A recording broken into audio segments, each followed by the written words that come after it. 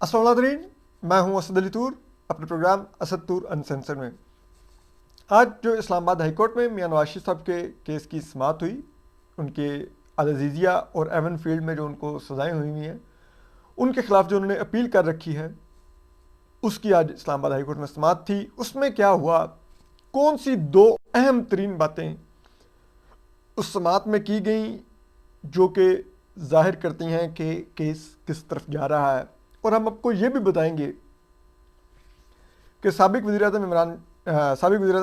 मियां नवाज शरीफ और नून लीग के ताहयात कायद कब तक उनकी सज़ाओं का फ़ैसला आ जाएगा और वो फ़ैसला क्या आएगा, ये हम आपको बताएंगे। और इसके अलावा अब बहस चल निकली है कि क्या इंतखाबात मौखर होंगे, तो उस पर भी खबर देंगे कि क्या ये मुमकिन हो सकेगा कि इंतखाबात मौखर हों। इस सब पर भी आज बात करेंगे। तो देखिए, आज जो इस्लामाबाद हाई कोर्ट में जो समाअत थी, उसमें मियां नवाज शरीफ साहब खुद भी मौजूद थे कमरा अदालत में, और उनके वर्कर्स की भी एक बड़ी तादाद थी। इसके अलावा वकला सहाफ़ियों की कमरा अदालत खचाखच भरा होता है। और chief justice Islamabad high court Aamir Farooq साहब और जस्टिस मियां गुल हसन औरंगज़ेब साहब इस केस की समाअत कर रहे हैं। मियां नवाज शरीफ साहब की जो अपीलें हैं, उसमें जो अहम नुक्ता था, एक तो उसमें ये इस्टेब्लिश हुआ कि मियां नवाज शरीफ साहब जो जस्टिस मियां गुल हसन औरंगज़ेब साहब ने सवाल पूछा कि क्या मियां नवाज शरीफ से के ख़िलाफ़ जो रेफरेंस दायर किए गए, क्या वो तफ्तीश करके दायर किए गए, क्या सुप्रीम कोर्ट की हिदायत पर दायर किए गए। तो वो नैब के प्रोसिक्यूटर ने बताया कि सुप्रीम कोर्ट की ऑर्डर था, उस पर हमने रेफरेंस दायर किए। यानी कि इस बुनियादी तौर पे अगर किसी के ऊपर कोई इल्ज़ाम होता है, उसकी तफ्तीश होती है, उस तफ्तीश में इस्टेब्लिश होता है कि यार इसके इतना इसके अंदर सब्सटेंस है, इसने इतने की मुबैना तौर पर करप्शन की हुई है, या इतनी बातों के इसके पास जवाब नहीं है, तो इसके खिलाफ रेफरेंस बनता है। लेकिन यहाँ पर तो माशाल्लाह उस वक्त का जो सुप्रीम कोर्ट का पनामा बेंच था, वो जनरल फैज़ हमीद और जनरल बाजवा की गोद में खेल रहा था।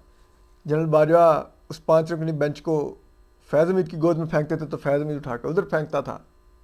तो वहाँ पे तो रेफरेंस दायर करवाए गए, तफ्तीश नहीं करवाई गई।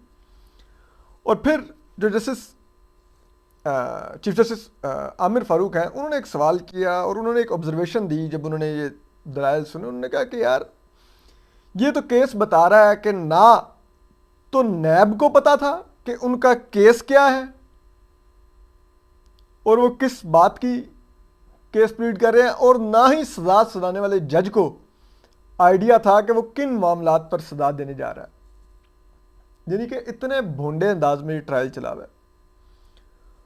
और फिर जो एक बात उन्होंने बड़ी सिग्निफिकेंट कही, जो तीसरी सिग्निफिकेंट बात थी जैसे आमिर फ़ारूक की, उन्होंने कहा कि ये बताइए कि अगर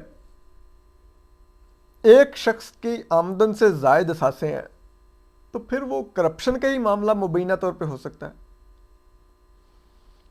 तो ये 3 ऑब्जर्वेशंस बहुत अहम थी, जो केस की बड़ी आपको डायरेक्शन सेट करती नज़र आती हैं। और हम फिर कहेंगे कि मियां नवाज शरीफ साहब के साथ जो कुछ हुआ, जो उनकी अकाउंटेबिलिटी हुई, ये सारी की सारी टेंटेड थी, सारी की सारी 2 नंबर थी। हमने खुद जज बशीर की अदालत से निकलते आईएसआई के कर्नल देखे। वो हमारे सीनियर सहाफ़ी दोस्त आसफ बशीर चौधरी साहब, उन्होंने वीडियो रिकॉर्ड कर ली, वीडियो पर मौजूद है एविडेंस। ऊपर मौजूद जस्टिस एजाजुल हसन साहब निगरान जज मुकर्रर हुए थे, उनको फिक्र ही नहीं थी कि उनकी नाक के नीचे आईएसआई का कर्नल उस जज के कमरे में घूम फिर रहा है, उस जज के साथ मुलाकातें कर रहा है। उनको कोई परवाह नहीं थी।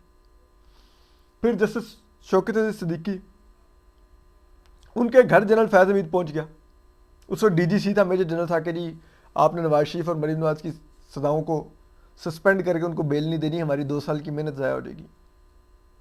क्या था ये हो रहा? 2 साल की मेहनत किस बात की हो रही थी? 2 साल में जाहिर बात है पनामा बेंच की कार्रवाई भी आ रही थी ना।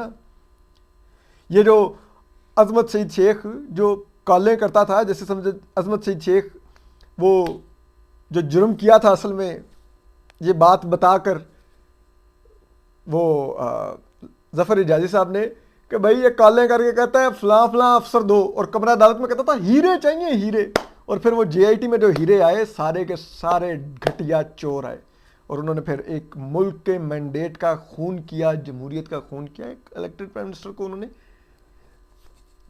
फंसाने की कोशिश की, फिर भी ना फंसा पाए। तफ्तीश उनको दी गई कि मियां नवाज शरीफ साहब के असासों की, पनामा की, और वो निकाल के क्या लाए कामा, और उस पर इन जजों ने फिर भी कानून और आइन में जगह नहीं बनती थी तो ब्लैक लॉ डिक्शनरी निकाल के निकाला। तो मामला तो पूरा का पूरा टेंटेड है, there is no doubt in it. लेकिन हमारा सिर्फ सवाल यह है कि किस अंदाज में अब जो गलत काम किए गए हैं उस पर जूतियां छोड़ के भागा जा रहा है रियासत की तरफ से, ये बड़ा दिलचस्प है। लेकिन अगर तो रियासत अपनी गलती मान के भाग रही होती तो हम भी कहते ठीक है, इस गलती को मान रहे हैं, दुरुस्त करने को तैयार है, और मुस्तकबिल में कुछ ना करने की यकीन दहानी करवा रहे हैं। लेकिन यहाँ पर मसला ये है कि ये रियासत एक डील के तहत पीछे हट रही है मियां नवाज शरीफ साहब से, और अब इमरान खान साहब को पीछे पड़ी हुई है। तो हम कैसे कह लें कि आज अगर वो मियां नवाज शरीफ साहब को स्पेस दे रहे हैं और इमरान खान की स्पेस ख़त्म कर रहे हैं, तो कल वो दोबारा इमरान खान के लिए स्पेस नहीं बना रहे होंगे और मियां नवाज शरीफ साहब की स्पेस ख़त्म नहीं कर रहे होंगे। तो ये हमारे जो सियासी कारकुन दोस्त हैं ना, जो नून लीग के या पीटीआई के, उनको ये समझने की ज़रूरत है कि हमारे मुल्क में मिलिट्री इस्टेब्लिशमेंट कैसे खेलती है। वो इनको आपस में लड़ाती रहेगी, कभी एक सियासतदान को गंदा करेगी तो एक को थोड़ा सा ऊपर उठा देगी, फिर उसको गंदा करेगी तो दूसरे को ऊपर उठा देगी, और ये उन्हीं के हाथों में खेलते रहेंगे। अपने बंदे को वो हाथ नहीं लगाने देंगे, ना जनरल बाजवा को, ना जनरल फैद हमीद को, ना जनरल जहीरुल इस्लाम को, जनरल शाह पाशा को, ना जनरल रहील शरीफ को, ना जनरल क्यानी को, ना जनरल मुशर्रफ को। दे वर लाइक नो, आप लोग सॉरी टू से लाइक पॉलिटिशियन हमारे लिए वो दो कुत्ते हैं जिनको हमने आपस में लड़ाना है, लेकिन हम नहीं भाई, बीच में नहीं आएंगे। ये है असल अलमिया इस मुल्क का। फिर अब आ रही है कि क्या मियां नवाज शरीफ साहब की ये सजाएं कालेदम होने जा रही हैं, नहीं जा रही हैं, और जो भी फैसला आने जा रहा है वो कब आने जा रहा है।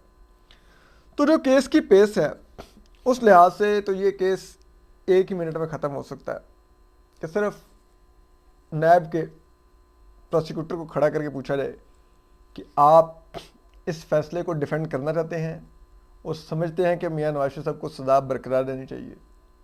तो जो नैब के वकील का जवाब होगा दूध का दूध पानी का पानी कर देगा। लाइक आज आहद चीमा साहब के बारे में नैब ने जाके, आपको पता है, साहब अदालत में बयान जमा करा दिया है कि हमने तफ्तीश कर लिया है और अब हम इस नतीजे पर पहुँचे हैं कि आहद चीमा साहब के जो असासे हैं वो उनकी आमदन से मुताबिकत रखते हैं। यानी कि एक ब्यूरोक्रेट को आपने 1 साल से ज़्यादा जेल में रखा, जलील किया, उसकी फैमिली को तबाह किया, सब कुछ उसको किया, और अब आप कह रहे हैं कि नहीं वो हमने तफ्तीश कर ली है। तो यही रेप्लिका यहाँ पर भी दिखा दिया जाएगा, और जब दिखा दिया जाएगा तो मोसेस बेंच के लिए कोई मुश्किल ही नहीं होगी मियां नवाज शरीफ की सजाएं कलअदम करार देना, और ये वक्त जल्दी आ जाएगा, आप देख लीजिएगा। और वो ये है कि आइंदा हफ्ते इस बात का गालिब इम्कान है कि मियां नवाज शरीफ साहब की सजाएं का फैसला आ जाएगा, एवनफील्ड का भी और अल अज़ीज़िया रेफरेंस का भी। एवनफील्ड जो लंदन में अपार्टमेंट्स हैं शरीफ फैमिली के, और अल अज़ीज़िया स्टील मिल जो सऊदी अरब में स्टील मिल लगाई गई थी, तो इन दोनों का फैसला आ जाएगा। इन रेफरेंसेस पर फैसला आइंदा हफ्ते बहुत गालिब इम्कान है। और ये भी सुन लीजिए कि वो जो फैसला आएगा वो ये होगा कि मियां नवाज शरीफ साहब के ख़िलाफ़ दोनों रेफरेंसेस की सज़ाएँ कालेदम हो जाएंगी, और फिर उसी वक्त इलेक्शन शेड्यूल भी आ रहा होगा, आपको पता है, क्योंकि दिसंबर के ही पहले हफ्ते में इलेक्शन शेड्यूल भी आना है। तो उसके बाद जो नून लीग का एक एतराज़ रहा है कि मियां नवाज शरीफ तब तक इलेक्शन कैंपेन नहीं चलाएंगे जब तक उनकी सज़ाएँ कालेदम नहीं होती और कोर्ट में उनके मामला नहीं तय पाते। तो वो भी नून लीग का जवाब ख़त्म हो जाएगा और फिर देखते हैं मियां नवाज शरीफ साहब कैसे कैंपेन शुरू करते हैं, किस पेस से शुरू करते हैं, क्या बयानियाँ लाते हैं और कैसा उनको रिस्पॉन्स आता है। हम आपको इस पर अपडेट करते रहेंगे। अपना ख्याल रखिए। अल्लाह हाफिज़।